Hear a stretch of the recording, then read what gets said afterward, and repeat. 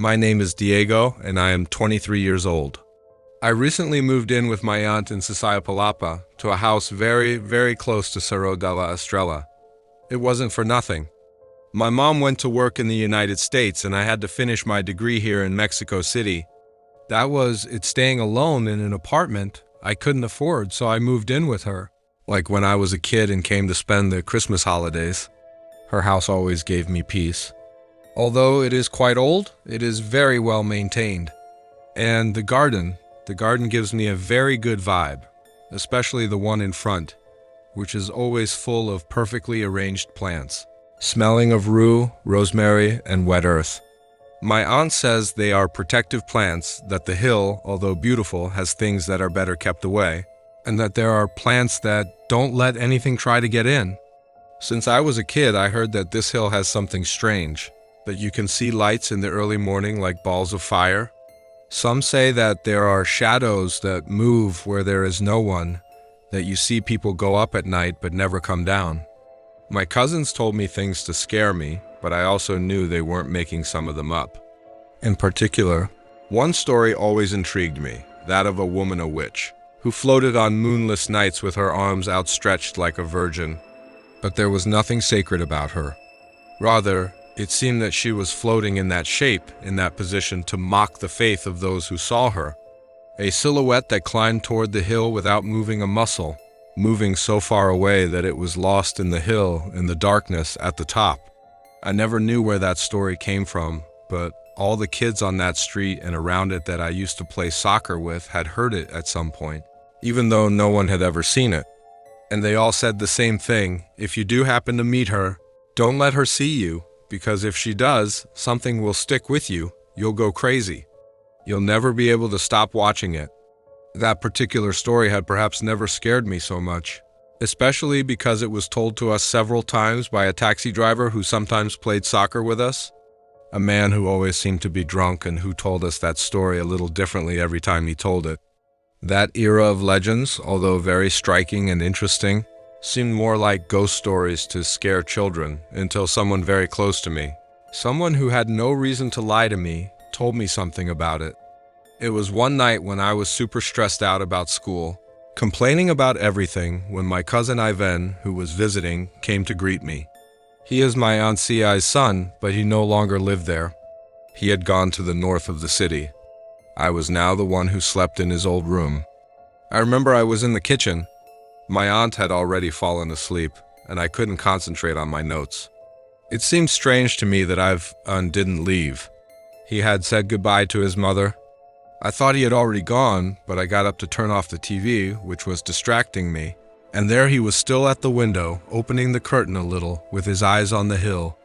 I asked him if everything was okay, and he told me he regretted leaving, that it was late, and that he'd better stay in the living room.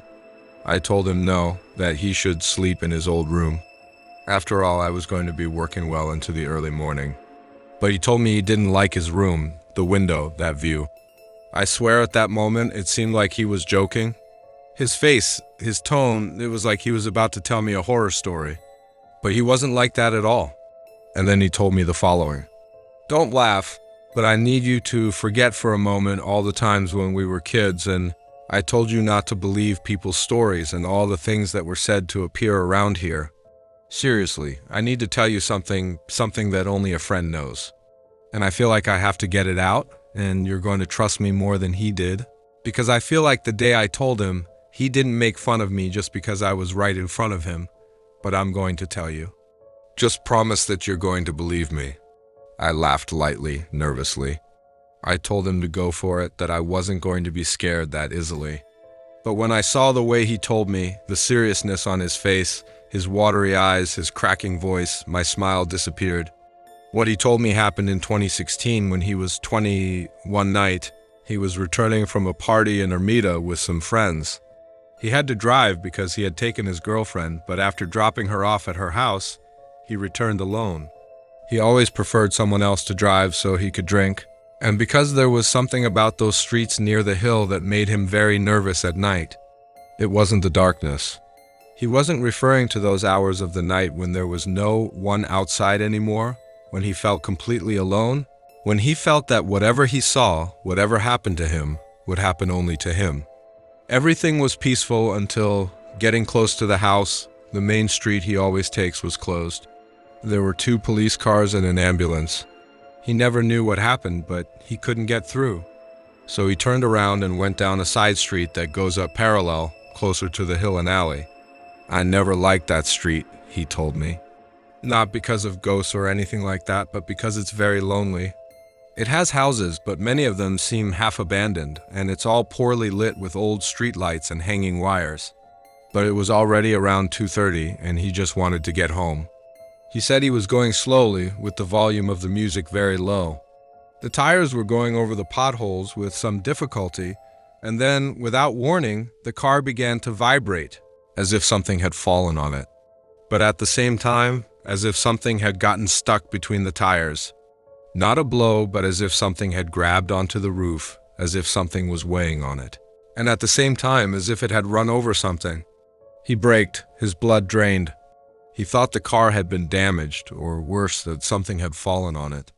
And that's when my cousin told me the following, his voice cracking in a way I couldn't remember. Like when he was a kid, when he told me how his dad used to hit him. She passed over me, Diego. She was coming from the back, kind of toward the hood. And when she passed right over me, I could see her very clearly without making a sound, without moving her arms or anything floating, as if someone were pulling her by strings. But even if I tell you she's a witch, she wasn't a witch like in the movies. She was something different, something real. The only thing moving was her clothes because her hair was just glued on as if it were a photograph. I don't know if that makes sense, but that's how I saw her. She looked like a woman, or something that looked like a woman with long, very straight white hair. She was wearing something black, like a dirty, worn robe or tunic that moved in the wind, but she didn't. She wasn't moving.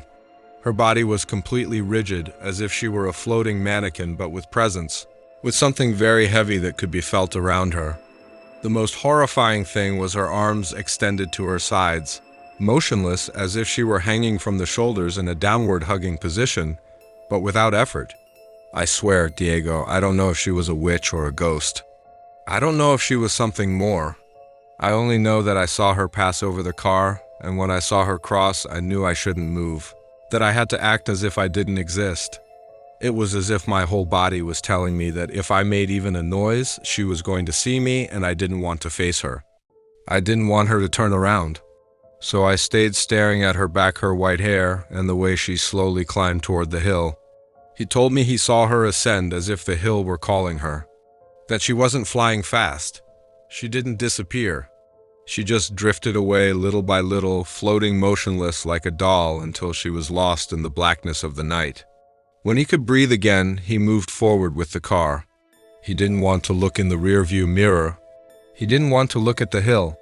He focused on the 3 meters in front of the car, and that's how he got to his house. He got in without making a sound. He didn't speak to anyone. He went weeks without sleeping well. My aunt thought it was because of the party, because of his job, or because he'd broken up with his girlfriend again, but he knew exactly what it was.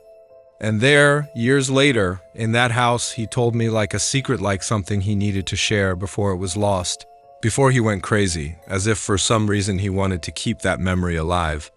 And since that day, I couldn't look at the hill the same way.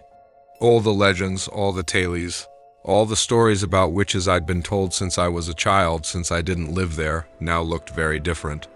Once, just before going to sleep, I got up to go to the bathroom and passed by the laundry room window. I looked out without thinking at the hill. It was a moonless night. For a moment, in a very distant community, I saw a kind of light moving slowly across the hill. I only saw that light, which had no shape, but I imagined it clearly, as if it were a floating woman. I know it was my imagination, but I also know that now that story is part of my life, part of my fears, because I now live here. And I am part of this. Like all of us who live at the foot of Cerro de la Estrella, all of us without fail.